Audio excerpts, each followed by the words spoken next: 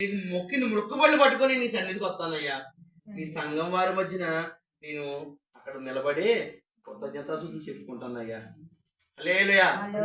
రండి బిడ్డలారా, మీరు నాతోటి దేవుని స్తుతించాలి. ఆయన మొరపెట్టండి. ఆయన మొరపెట్టి నేను స్వతత నొందుతుంది.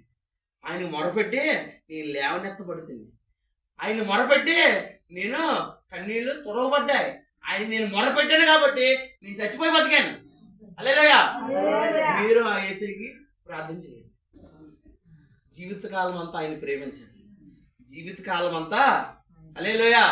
మీ జీవితకాలం అంతా ఆయన దగ్గరే మొరపెట్టుకోండి. హల్లెలూయా. మీ జీవితకాలం అంతా ఆయన కృతజ్ఞతాస్తుతులు చెల్లించండి.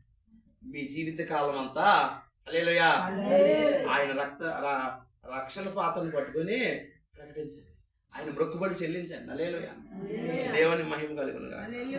హల్లెలూయా. ప్రతి ప్రార్థన ఆలకిస్తాడైనా. గొప్ప విషయం చెప్పనా, ఎన్నో సాక్ష్యాలు ఉన్నాయి. నేనైతే మాత్రం దేవుడికి లోబడి మనుషులు ఈ భయపడినట్టు కనపడదు.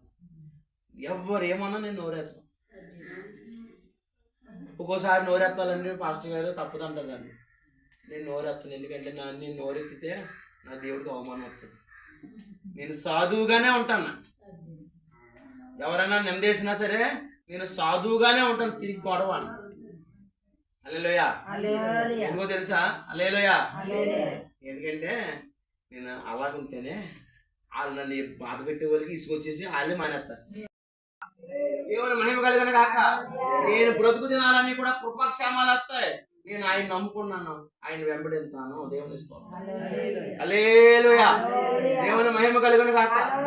కాబట్టి దేవుడు ఎంతైనా గొప్పవాడు. హల్లెలూయా. స్వస్థపరిచే దేవుడు. మరణం నుంచి ఏమనెత్తారంట. మన చిన్న చిన్న కష్టాలు ఆయన పెద్ద గొప్ప ఏంటండి. మరణ వేదల్లో హల్లెలూయా. దేవుని మహిమ కలిగిన కాక.